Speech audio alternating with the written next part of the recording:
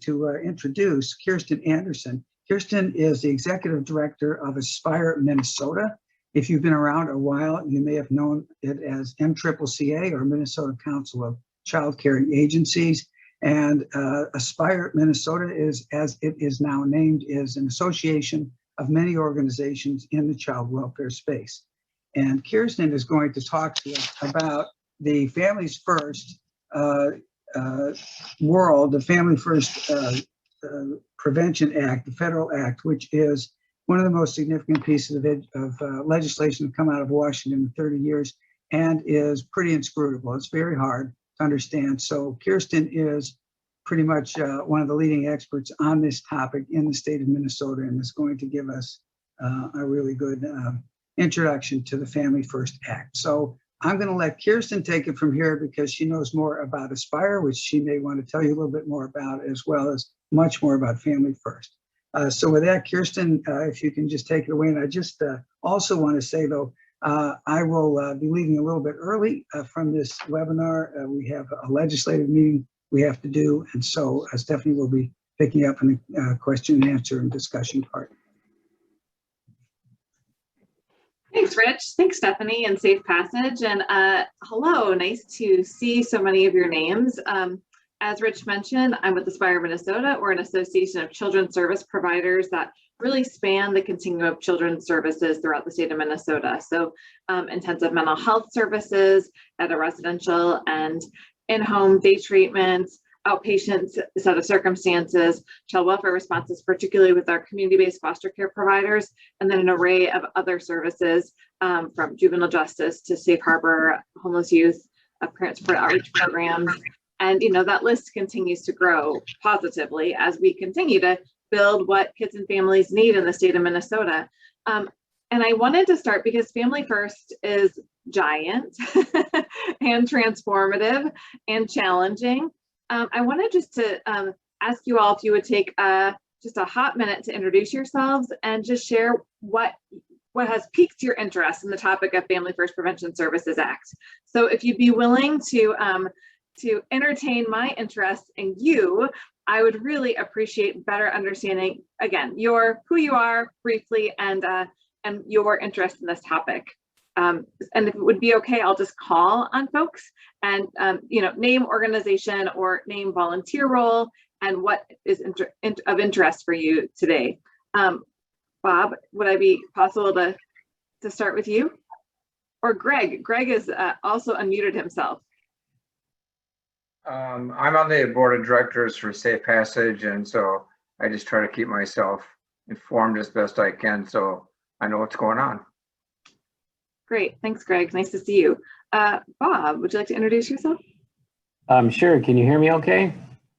I'm Bob Benson. I am the Director for Health and Human Services at Chisago County.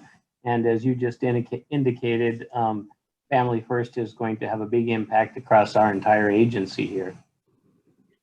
Thanks, Bob. How about Bob Storley?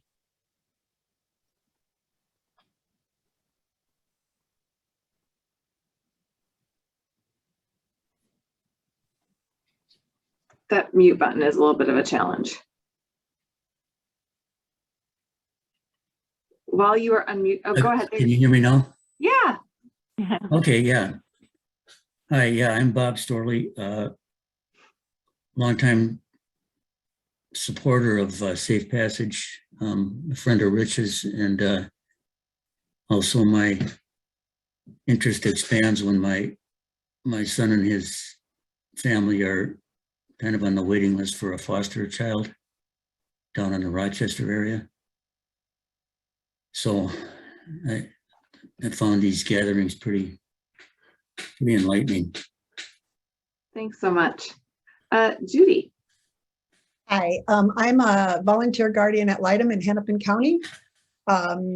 So again, as Bob said, I have found these gatherings to be quite enlightening and feel like I need more information. Thanks, Judy. Mark Newpin, sorry. I'm a retired pediatrician, and about 4 years ago, I listened to George Halverson talk about illiteracy. and how prominent that was. And I was stunned because most pediatricians are not aware of it. And listening to this, 70% of prison inmates are mostly illiterate, very poorly literate. Probably half my medical assistants' mothers were poorly literate, and they don't know to read with their children during the first 3 years. George also emphasized that the first 3 years is key, but I don't think that this is well understood by the medical community. And in retrospect, I would have done some screening to find the literacy skills of my new mothers, particularly medical assistants. And those at high risk, I would have recommended a home visitor every 2 weeks to their home during that first 3 years of that child's life to work on that and give mothers the confidence. There's a group out of Missouri called Parents as Teachers that teaches this type of program. And there's a few people in Minnesota that do this, a lady up in Fond du Lac Reservation, and she's gotten good results. So I think poor literacy is a high-risk family risk factor that we don't recognize universally here in the medical community and should be done so. And use home visitor model, I think, is probably the best tool. Use a mother of the same culture trained in this to work with them and to help those mothers gain confidence in themselves from worthless, not graduating from school, blah, blah, blah, to confidence that their children will do better. Thank you, Mark. So just to remind people, Ariana, just introduction of name, organization, or who you volunteer with, and what interests you in Family First Prevention Services Act.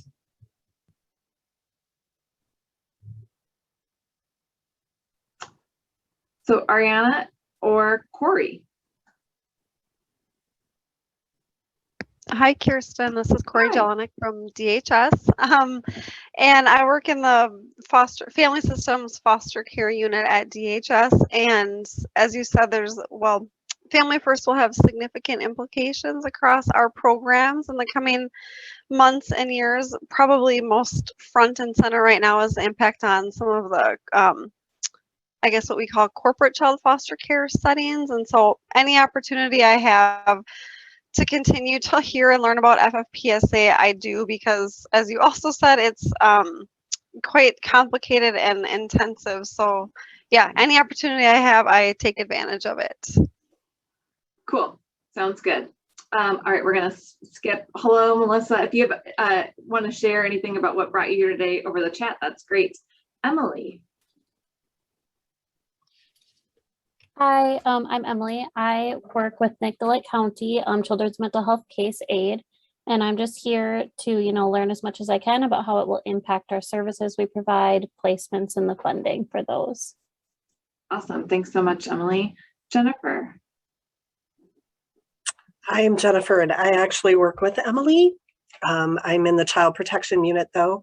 So same as what Emily said, learning how that will impact our services.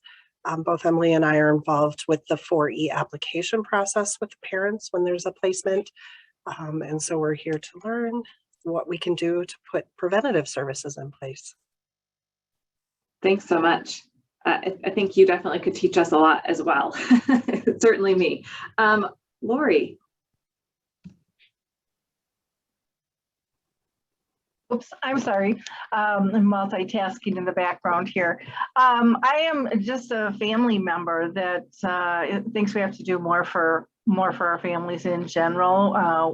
Went through the system and was extremely frustrated, and was so thankful for Safe Passage in terms of just helping us feel like there was some support out there in the process.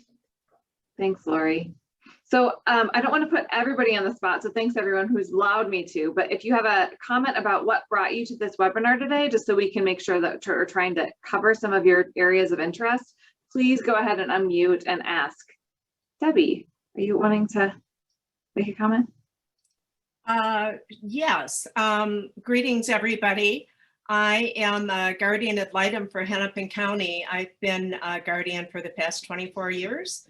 And so I've always just highly valued the legislative efforts of Safe Passage for Children and the education they do to inform the public. And so I wanted to join this just to stay current and learn everything I can for my training. Thank you. Thanks, Debbie. Great. Anybody else want to pipe in with a topic of interest for today? Okay, well then we'll dive in. Thanks so much for having me. So many of you are great experts, and I would not say that I am the expert in Family First, that's for sure, but I'm glad to be with you and to have an opportunity to talk about this really significant act. It was passed in February of 2018 and will be implemented fully beginning, well, partially, I guess. Some of the restrictions around how states can use Title IV funds will be fully implemented this September. So we are now a fair month away from the 30th of September, when kiddos who are placed in treatment settings, so in outside of traditional foster care settings, will be required to be in settings that are outlined by the Act. So that's the first kind of most significant way in which Title IV has been changed. And then the other side of it is that now Title IV will have the potential to do more spending on the prevention side. And so we're going to dig into these two areas. Part of what the assumption of, or part of what has happened with the Family First Act is that it's taken a balloon and squeezed it on one side, squeezed it on the residential treatment side, and anticipated that it expands then on the prevention services side. So Stephanie, you want to pull up my my visual? So Aspire Minnesota, we are very, I love working for all of our members, and we are a two-person operation. So our graphics are what you will see later on here. Hand drawn is what you should anticipate. But we have been in conversation since the passage of this act in 2018 about what will the world look like when we fully implement Family First Prevention Services Act.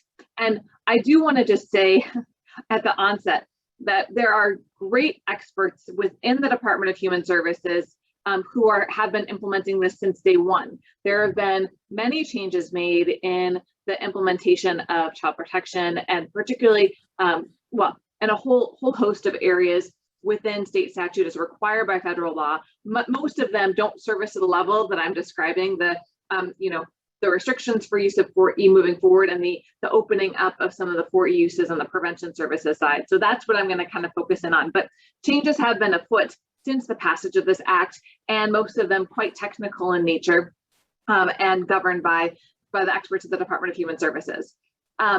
So beginning in 2018, leaders and staff and folks throughout the association and beyond have been asking, so what does this mean, right? So as we thought, like, part of what we had hoped, and I think many in Minnesota had hoped, is that this would be a transformative opportunity to really build a prevention service array. So as you know, Minnesota is one of the very, ranks as one of the bottom states as it relates to state investment in our wider child welfare system, particularly our prevention service system. And so it seemed like this would be an opportunity to elevate the discussion and inspire us all together to build that prevention service array. Well, as we dig in, we'll talk a little bit more about the candidacy requirements for those prevention services and some of the pretty rigorous ways in which that part of the act was constructed. So it didn't necessarily afford us the ability to build that immediate prevention service array. And we will continue to dream and work towards that. But if you wanted to scroll down, we put this visual together for legislators in particular, who it's like, what are we talking about here?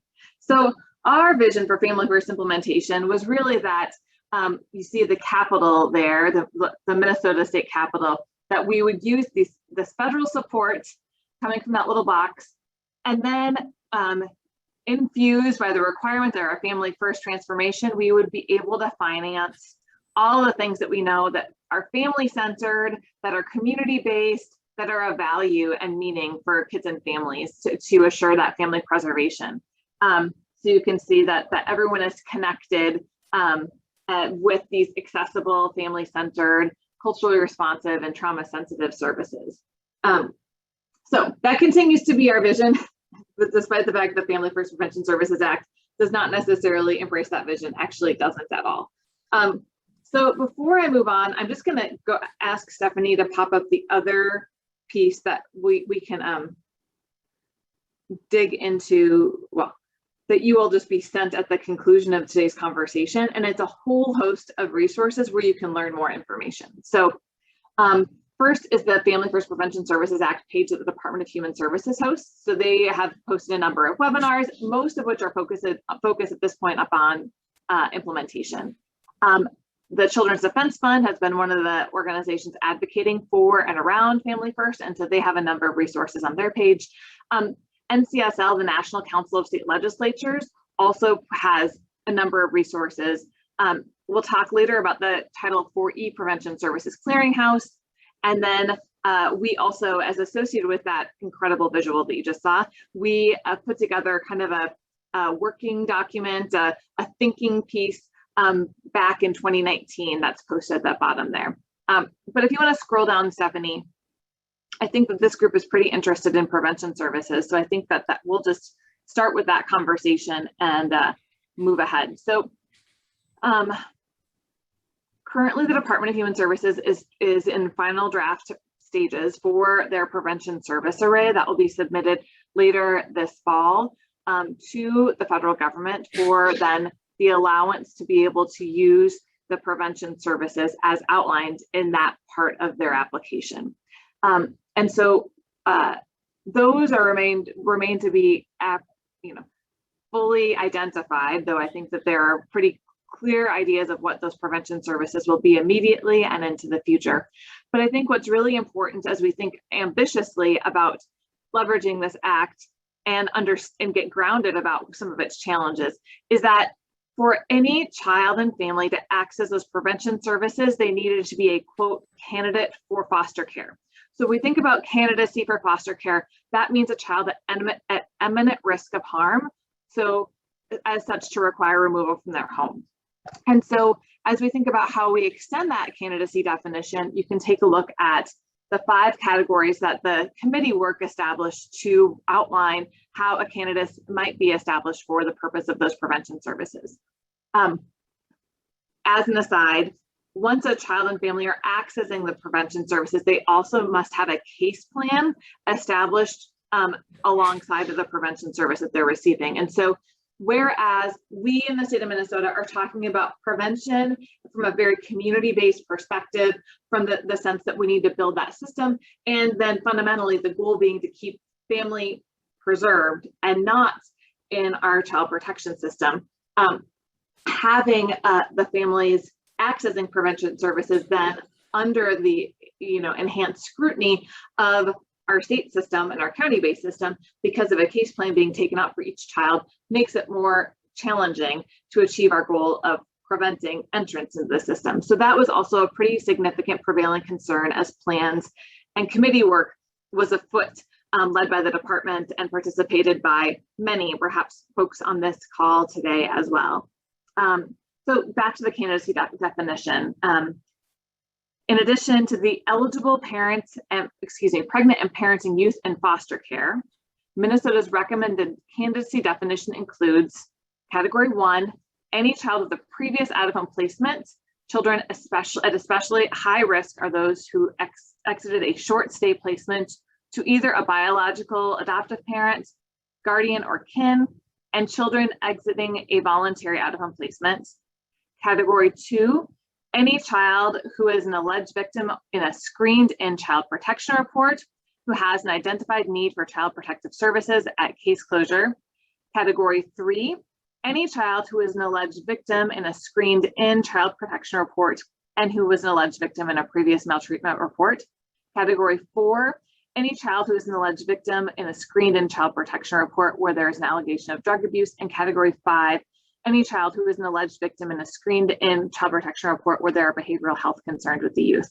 So this is both inclusive and exclusive in that as we think about some kiddos, as Emily and Jennifer were outlining from a children's mental health case management perspective, that kiddos who have had intensive mental health services provided to them are transitioning back.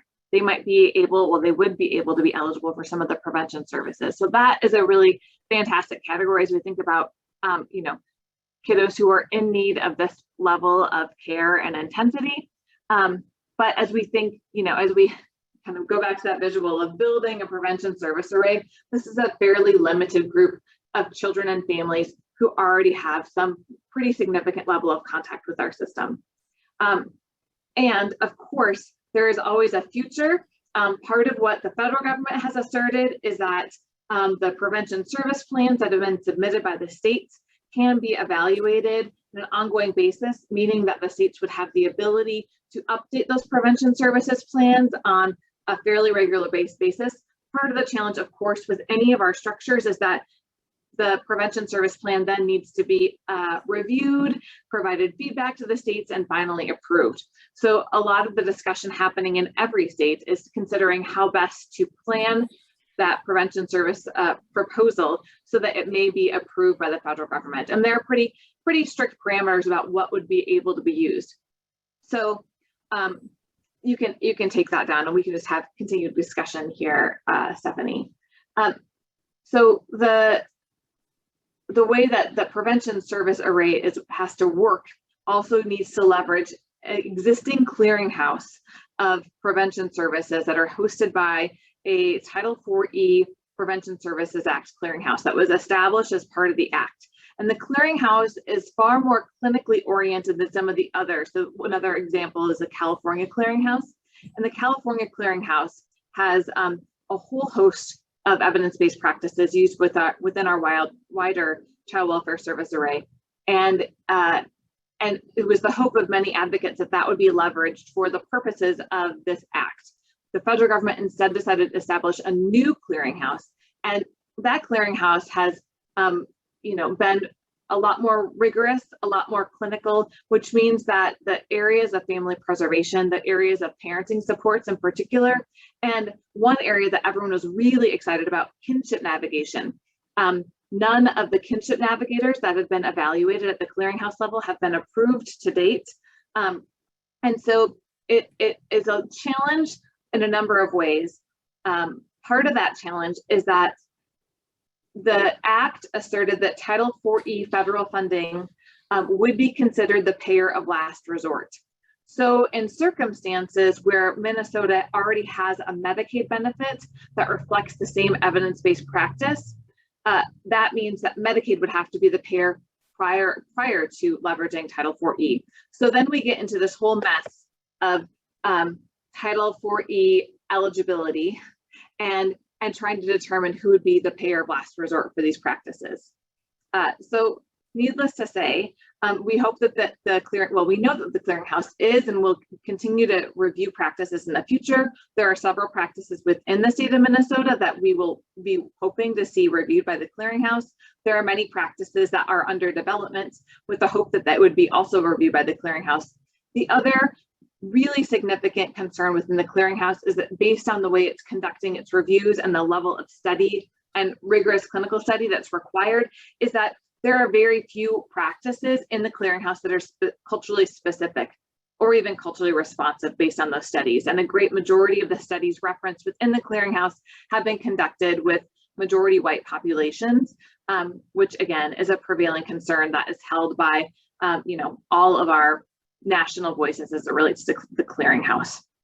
So although it's quite the opportunity to have this new way of considering prevention services to leverage for future implementation of practices that we all have dreamed for over a long period of time, it is pretty limited by the reality of the nature of the act itself. So on the other side, as we were discussing earlier, September 30th, children placed after that date will, in intensive treatment and residential care, will need to be Title IV-E eligible.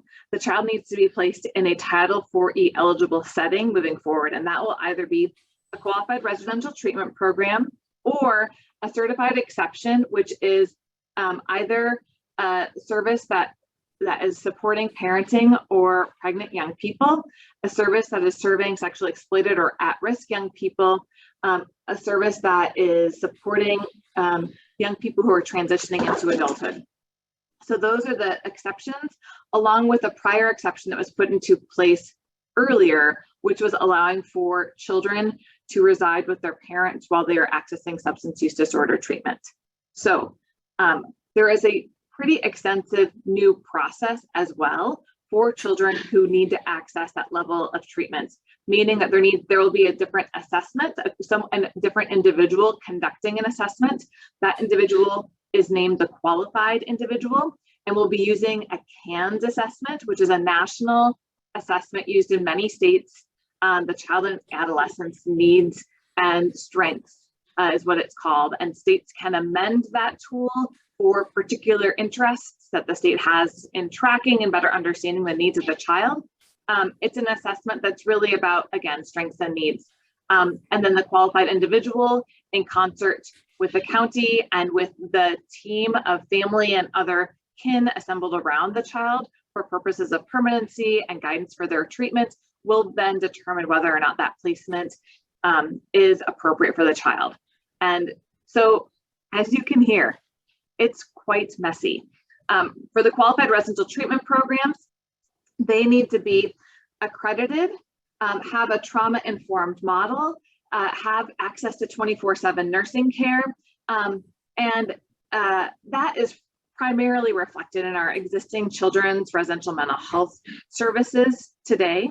And then there are a number of organizations, a number of service providers who will be opting for the sexually exploited and at-risk youth category of the exception to the QRTP.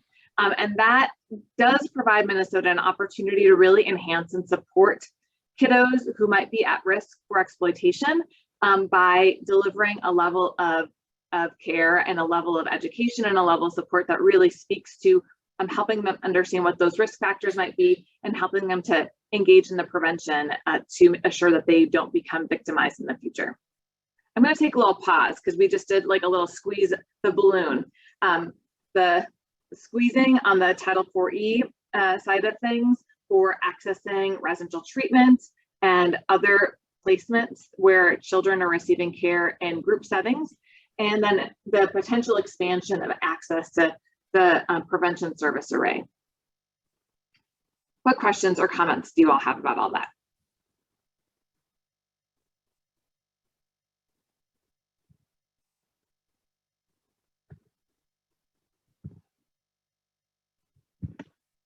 Okay, so at the state legislature this session, there was a great deal of discussion, particularly about the residential treatment side of things. And this is for many factors. We already had a kind of disruptive event that happened a couple of years ago where our residential treatment was deemed institutions of mental disease based on a Medicaid law. And so we collectively had to go to the state of Minnesota and say that additional payment requirement no longer being passed as a federal Medicaid benefit would need to be picked up by the state instead of having that picked up by the counties. So we've had many discussions about the role of our intensive residential mental health treatment.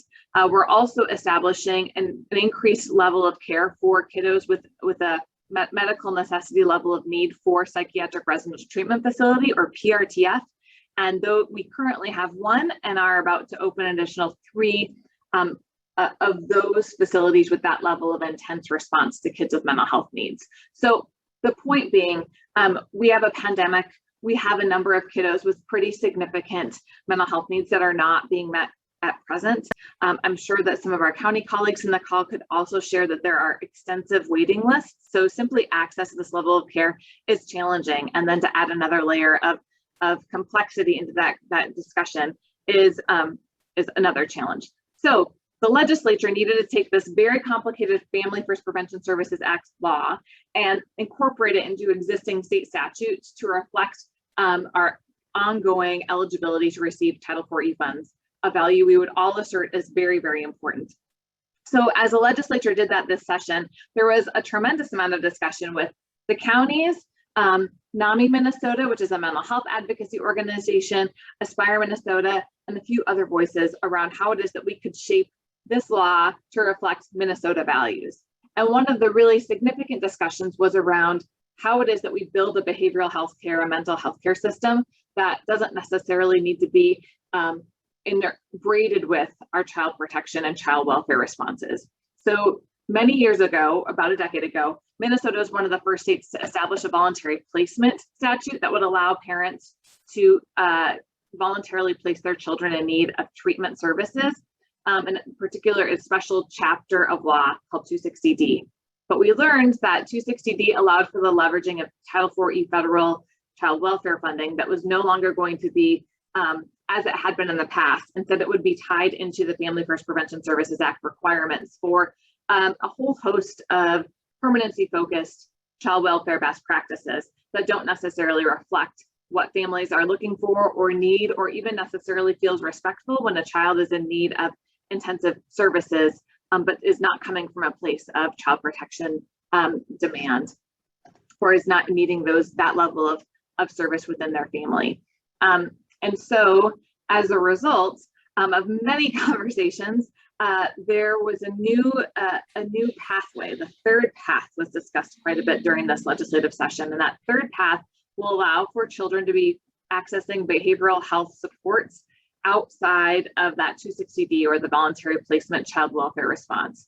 That 260D will continue on because it is serving children who, as we studied that over this past year as a wider community, including state, county, advocate, child welfare folks, it didn't need to go away because it was serving particularly children from the disability standpoint, but it needed to get shifted so it could better serve kiddos and families coming to the system for mental health needs. So that behavioral health care pathway is new, is innovative, and is, of course, as always, quite complicated. We were just talking yesterday in a planning call about targeted case management around how kiddos who are placed from that third path will be understood from even accessing some of that targeted case management benefits, and how it's organized in our state statute.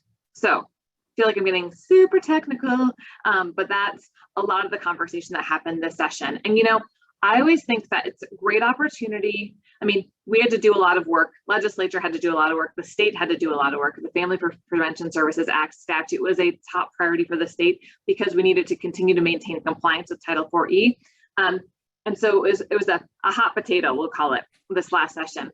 And I always really think that the opportunity that we collectively have to bring these topics to our state legislature are really important to embrace, meaning that we need our state legislature as a body and individual legislators as elected officials to understand that we have an opportunity and a call, a responsibility to continue to build our child protection, our child welfare system, that we're not there yet.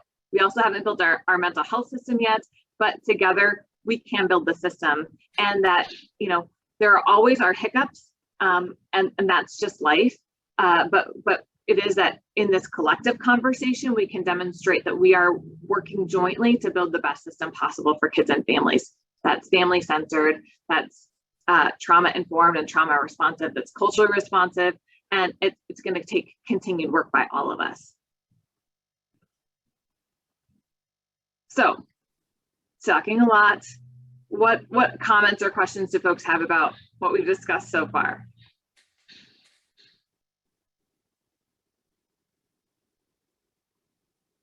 Kirsten, is Aspire primarily a lobbying organization like Safe Passage, or do you do some frontline work too? So thanks, Bob. So Aspire Minnesota is an association. So our members are providers of children's services. So we do work in 3 areas. We do work in the public policy area and engage in conversations at the Capitol, and probably even more with state administration offices. So the Department of Human Services, the Department of Education, Department of Health, et cetera. And then we also have an outcome evaluation system that is the longest running in the nation, which is really exciting. It's called, well, it's a whole different topic. And then we provide leadership development and training opportunities and have more committees than I can point to with folks who are working on, you know, kind of developing the next generation of services for kids and families, among other topics. Do you have a question, Greg? I spent 40 years working in the child protection system, 37 of them at Hennepin County, and supervision and mid-management. And don't quote me on the years here, but I think it was the mid 1990s or late 1990s. There was a Families First pilot project related to Title IV's money for prevention of out-of-home placement. Is it just coincidence that it's the same name, or is this a rebirth of that program or modification of that program? Well, I will be honest and say I'm actually not familiar with what you are referencing, but I think that this is a very popular title. You'll note that just to confuse everyone a little bit more, one of the first responses to the pandemic was also titled Families First. And so, you know, when we like words, we really like words. And so we may as well use them frequently. But honestly, Greg, I'd never heard about that prior to your mention of it. So I'm really curious. You know, part of the arrival of Family First, it kind of was one of those come in the dead of night acts. It was a little bit of a shock. There had been discussions forever about the way that Title IV-E is structured that really is focused on, you know, the intensive responses to trauma instead of preventing trauma. And so, you know, pushing the federal government from all sides to really open up how it is that they structure their child welfare responses.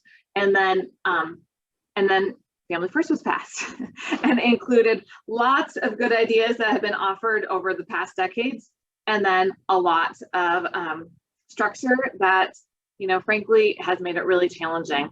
I'll just make note, I'll stop myself. Judy. Am I correct that this act, or at least the way you've spoken about it, refers almost entirely to kids who are placed in treatment centers? No, you know, part of the orientation of the act is that we want to serve fewer children in intensive treatment, right? Fewer children in residential. And so a lot of the language is restrictive or prescriptive of then what would be eligible to be one of those settings. And so like Corey mentioned, congregate foster care or corporate family foster care, that also was one of those kind of late to the conversation service areas within our continuum where it was like, oh my gosh, everybody, kids in these settings will no longer be Title IV-E eligible.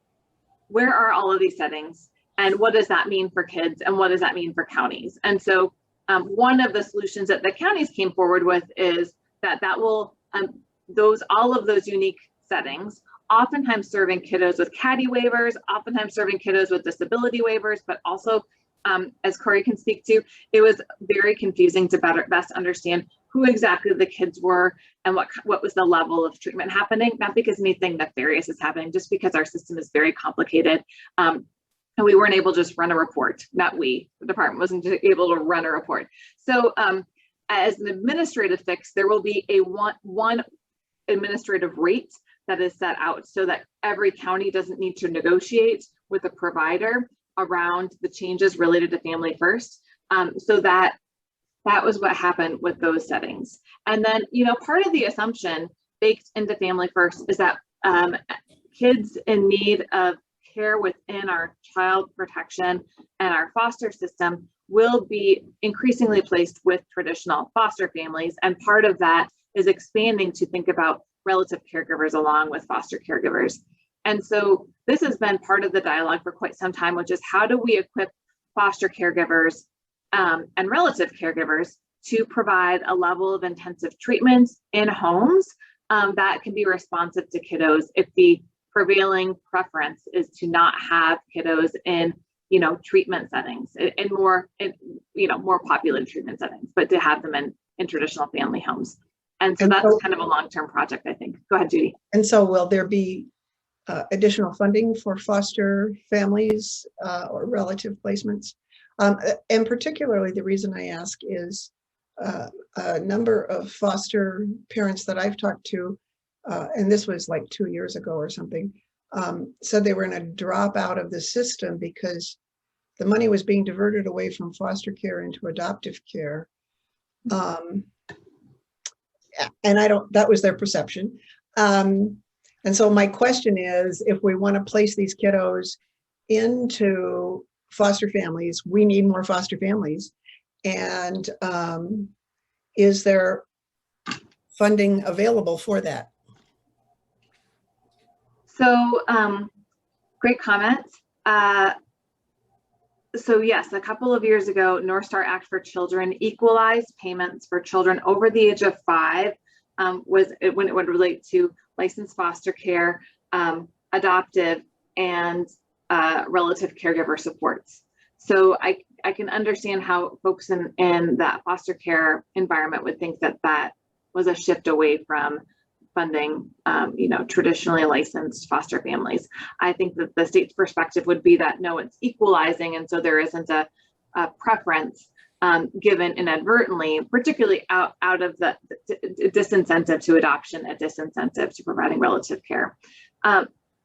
Positively, the state of Minnesota's statistics around placement with relatives has dramatically increased over these past years, and that is really, really great. Another conversation we're having, not within the confines of Family First, but outside, is how do we make sure our system shifts to really provide the kind of support that relative caregivers need when they have an unplanned arrival of children in their lives, whereas we have, our traditionally established foster families who have been planning and been trained and anticipating and looking forward to welcoming and caring for kiddos. So that is a really great trend, one that we need our system to follow up on.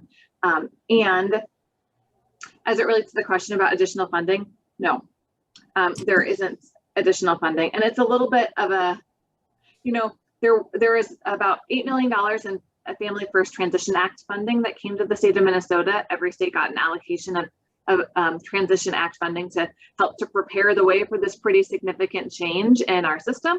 And I think that part of how the department has hoped to use some of those resources have been to think about development of the kinds of practices that we want in the state of Minnesota. Culturally specific parenting supports is one of those priorities. And then a whole host of other, you can spend $8 million in a hot second. Whole host of other ways to think about that funding. But one of the challenges of this act is that it has really great messaging, but it doesn't show up in the same way on the action side. So Family First Prevention Services Act, yes, totally, all the way. But a lot of challenge in being able to access those prevention services for one, and then no real resources for states and counties in particular to make this giant transformation into a new system. So, every state is doing things a little bit differently. And I'll just make one other comment that we're working right now with some hopeful congressional opportunities to take a hiccup out of the act. So how it's easy to live in silos. Well, when Congress passed Family First Prevention Services Act, they didn't take a lot of time to have the folks from Administration on Children, Youth, and Families hang out with folks from Medicaid to make sure that we didn't step on toes. And it turns out the way that the Qualified Residential Treatment Program is defined is an institution for mental disease.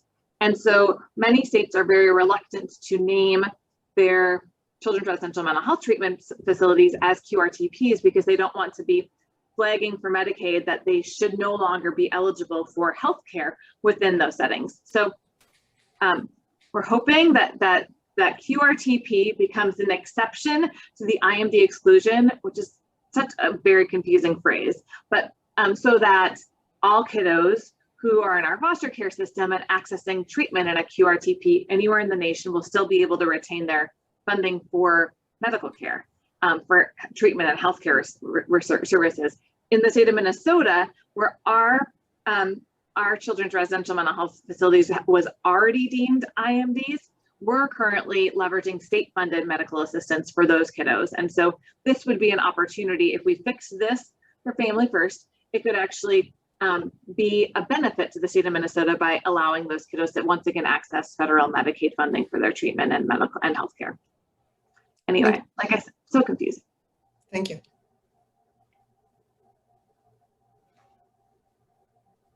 Greg, we should definitely team up and find out what happened with that pilot, huh? What did we learn? Well, I think part of what happened is that there's a change in administrations. I think the pilot project was initiated during the Clinton administration, and then it gradually got unfunded during the George W. Bush administration. But again, don't hold me to that memory.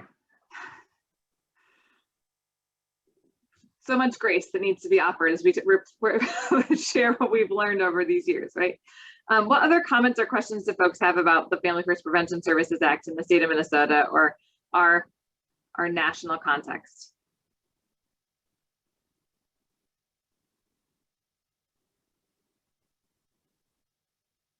Is the federal money conditional upon any state or county matching money, or is it unconditional money?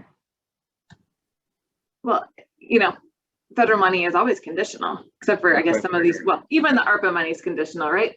So 4E is matched, and positively, Minnesota's match is going down or up, however, so we're going to get an enhanced federal match moving forward beginning October by, you know, a few cents on the dollar, but that's actually quite important as we think about both our 4E service array as well as our Medicaid service array. But yes, it's a match service, and as everyone on this call knows, and it's conditional based on the ability to demonstrate that we are in compliance with Family First. And so if we are no longer in compliance with Family First, then you know, there are states who said this whole QRTV thing is a mess, and we don't want to lose Medicaid funding, so we're not going to participate. And for them, they just lost out on Title 4E within that service array. But outside of some policy changes, this doesn't change funding for foster care services as we know them. It has some more assurances for kiddos who are aging out of care. And that combined with what was passed this session, which is accessing or funding for kids over the age of 13 who are in foster care to be able to access 4 years of higher education from an accredited institution within the state of Minnesota. That's pretty fantastic. And leverages a little bit of the enhanced federal resources for that purpose as well.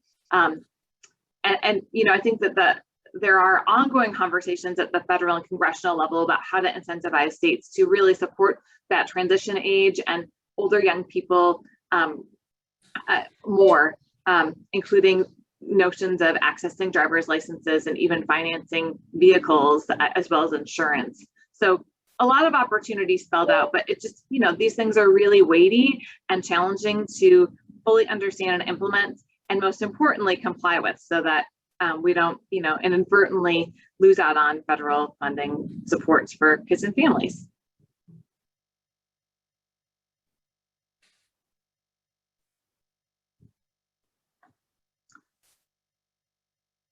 Any other comments or questions, disagreements? There is a question in the chat. Yeah. From Corey about 4 programs that already have the QRTP certification.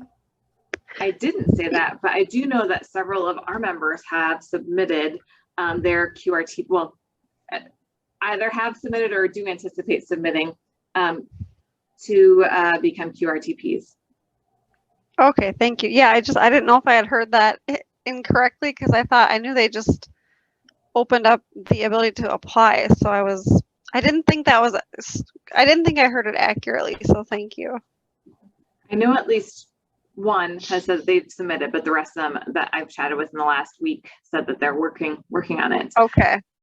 But that is, you know, a really important question, Corey, because I think that this is a fundamental change in our system as we've been discussing. And so for counties to understand, what does the certification mean for the care that a child in need can access within a particular service? So simply an understanding of what it means for the service, and then all the rest of the changes and how it is that kiddos can be placed based on a whole new process is really messy. And so part of what we're hoping is that, you know, the webinars that DHS is hosting and some communication that we can support and facilitate to the extent possible between counties and providers. some of which happens naturally daily, and some of which can use a little, support. And that communication creates the clarity needed so that it doesn't feel quite so messy when we start implementing at the end of September. And the one important caveat, I guess, or definition is that this will apply to all placements beginning on the 30th of September, but all kiddos placed prior to that will not have the Family First Prevention Services Act requirements during their duration. Family First Prevention Services Act also caps the number of months that a child can access intensive treatment in any of the designated QRTP or exception placements. And so, as Judy was commenting earlier, this really is a focused attempt to, or not attempt, philosophical oriented desire to limit those treatment placements, which is a little bit of a challenge, frankly, because we also, as I mentioned earlier, are seeing, pretty long waiting lists for that same level of care. And so it's a confusing conversation, to say the least.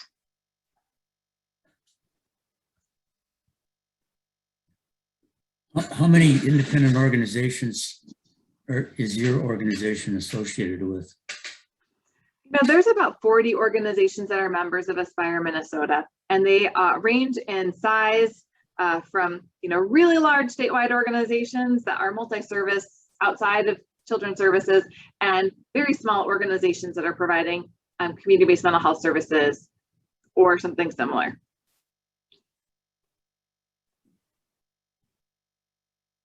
That's a lot of organizations to keep track of.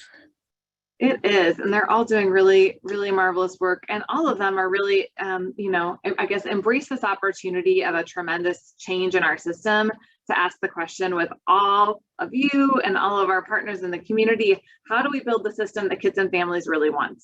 And I think, again, that most exciting conversation is on the prevention services side, and it's real messy.